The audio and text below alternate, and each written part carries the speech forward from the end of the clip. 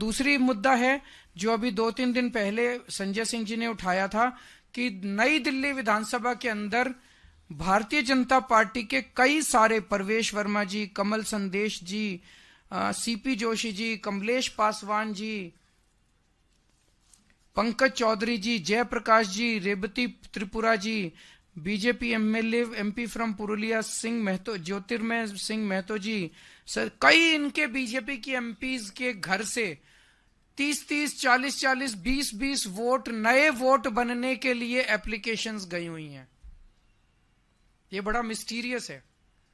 मुझे एक पत्रकार ने बताया कि उन्होंने लोकल डीएम से पूछा, local DM district electoral officer होता है, उस लोकल डीएम से पूछा कि आप इसका क्या कर रहे हैं।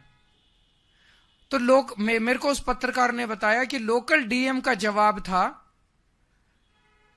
कि भाई साहब, एमपीज के घर में माली भी होते हैं, नौकर भी होते हैं, फलाना भी, तो इसका मतलब डीएम मन बना चुका है कि इस खेल में डीएम भी शामिल है।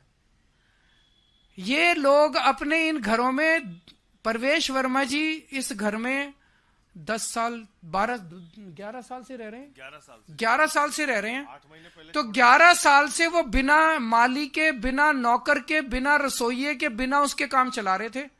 वहां तब तक 3 वोट बने हुए थे, वो 3 वोट से काम चला रहे थे। अब अचानक 15 दिन में उन्हें सारे रसोइये याद आ गए, सारे माली याद आ गए, सारी, ये क्या है? इलेक्शन कमीशन भी मिला हुआ है, बीजेपी भी मिली हुई है, सांसदों के घरों से 30-30, 40-40 वोट अगर 10 दिन 15 दिन पहले बनने चालू हो जाएंगे और डीएम, लोकल डीएम जो है पत्रकारों को उसकी जस्टिफिकेशन देगा, तो चुनाव की प्रक्रिया में सैंक्टिटी कहां बच गई? फिर चुनाव करा क्यों रहे हो? डिक्लेयर कर दो इनको, बीजेपी वालों को, कि बीजेपी जीत गई, बस अब इस देश के अंदर तानाशाही होगी। ये होने नहीं देंगे हम किसी हालत में। तुम हरियाणा, महाराष्ट्र जैसे मर्जी जीते होगे, दिल्ली की जनता ये एक्सेप्ट नहीं करेगी। ये फर्जीवाड़ा जो चल रहा है बीजेपी का, ये बीजेपी का जो धांधली चल रही है, इसका वोट कटवा दिया, उसका वोट जुड़वा दिया, ये दिल्ली के लोग नहीं होने देंगे, किसी हालत में नहीं होने देंगे। इन दोनों मुद्दों के ऊपर आज हम 3 बजे इलेक्शन कमीशन जाएंगे सब लोग। हमें समय नहीं मिल पाया क्योंकि कल रात को ही हमने रिक्वेस्ट भेजी है। हम इलेक्शन कमीशन के शुक्रगुजार हैं, जब भी हमने टाइम मांगा उन्होंने दिया।